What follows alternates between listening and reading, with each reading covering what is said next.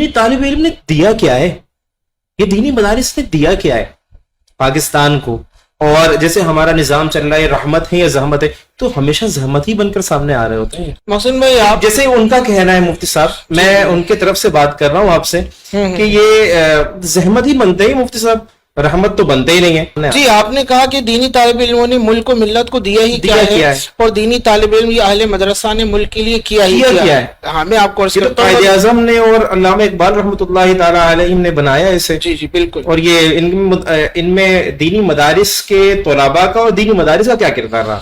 دیکھیے پاکستان بنانے میں جو سب سے بڑا کردار ہے وہ دینی مدارس ہی کا ہے اور اہل مدرسہ ہی کا ہے. کیسے آپ کہہ رہے ہیں؟ آپ اس کی ہسٹری کو پڑھیے. قائد اعظم محمد علی جناح صاحب کو جانتا کون تھا؟ وہ تو مغرب سے پڑھ کر آئے تھے. ان قائد اعظم کے گرد لوگوں کو جمع کرنے والے اہل مدارس ہی تھے. انہوں نے جو ان کے فالوورز تھے, قائد اعظم کی تو فالوونگ نہیں تھی نا, جو قائد اعظم کے گرد لوگوں کو جمع کیا وہ اہل مدرسہ تھے. انہوں نے کہا کہ ہم مسٹر جناح کے اوپر اعتماد کرتے ہیں اور ہم ان کے بارے میں یہ کہتے ہیں کہ آپ ان کے جھنڈے تلے جمع ہو اور جو تحریک آزادی کے لیے یہ کوششیں کر رہے ہیں آپ ان کا ساتھ دیجئے. اور اس کی آپ ایگزامپل میں آپ کو دیتا ہوں. آل انڈیا سنی بنارس کانفرنس, یعنی انڈیا کا شہر ہے بنارس, وہاں پر ایک کانفرنس ہوئی تھی اور پاکستان کی آزادی سے کئی سال پہلے وہاں پر جب کمیونیکیشن کا کوئی مربوط سسٹم نہیں تھا, پورے انڈیا سے چوٹی کے اسکالرز 5000 کی تعداد میں جمع ہوئے اور انہوں نے وہاں پر جمع ہونے کے بعد اس بات پر اور اس ایجنڈے کے اوپر اتفاق کیا, اس نقطے پر اتفاق کیا کہ جب وہ یہاں سے لوٹیں گے تو تحریک پاکستان کو پرموٹ کرنے کے لیے وہ سب کے سب ایک ہی بات اور ایک ہی عزم رکھتے تھے کہ ہم نے مسٹر جناح اور پاکستان کی تحریک کو آگے بڑھانے والے جو مخلصین لوگ ہیں ان کو سپورٹ کرنا ہے, کیونکہ لوگ اس وقت اہل مدرسہ پر ہی اعتماد کرتے تھے. اس وقت کالج یونیورسٹیز کا دور نہیں تھا. آپ علامہ اقبال کو اٹھا کر دیکھیے, آپ قائد اعظم کو اٹھا کے دیکھیے کہ قائد اعظم کی بیک کے اوپر اہل مدرسہ موجود تھے. قائد اعظم کو سپورٹ کرنے والے اہل مدرسہ تھے, وہ بیک پر رہ کر کام کرتے رہے, ان کو فیسیلیٹیٹ کرتے رہے.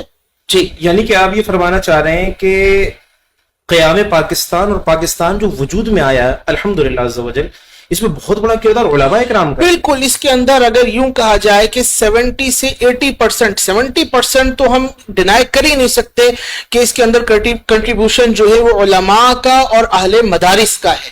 اگر یہ اہل مدارس فتویٰ نہ دیتے تو قائد اعظم کے جھنڈے تلے کون جمع ہوتا؟ اقبال صاحب کی بات کو کون مانتا؟ یہ تو ان کو تو لوگ مغرب سے زیادہ سمجھتے تھے, لیکن جب ان کے مقصد اور نیک مشن کو علماء کرام نے سمجھا اور ان کی تائیدات کی اور ان کے جلسوں کے اندر شرکت کی اور پھر ان کے جو بھی اجلاسات ہوا کرتے اور دیگر معاملات تھے اس کو سپورٹ کیا, تو آپ دیکھیے کہ وہاں پہ جنب غفیر جمع ہو گیا. کل بھی ہم نے بات کی تھی 1857 کی جو جنگ آزادی لڑی گئی وہ ایک مولانا صاحب کے فتوے پر ہی لڑی گئی تھی. جی وہ شاید فضل حق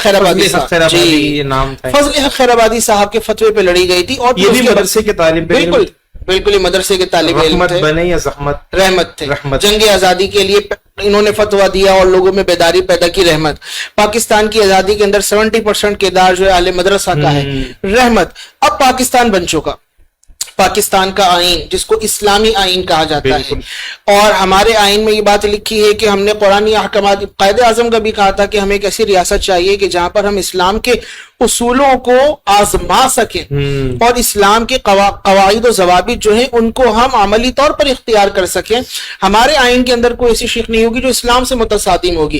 تو آئین کو ترتیب دینے والے, دستور سازی کے اندر کردار ادا کرنے والے, پھر قرآن کے ساتھ اس کی موافقت پیدا کرنے والے, اور اگر کمیاں کوتاہیاں ہیں تو اس کی نشاندہی کرنے والے, یہ سب علماء کرام تھے, اہل مدرسہ تھے.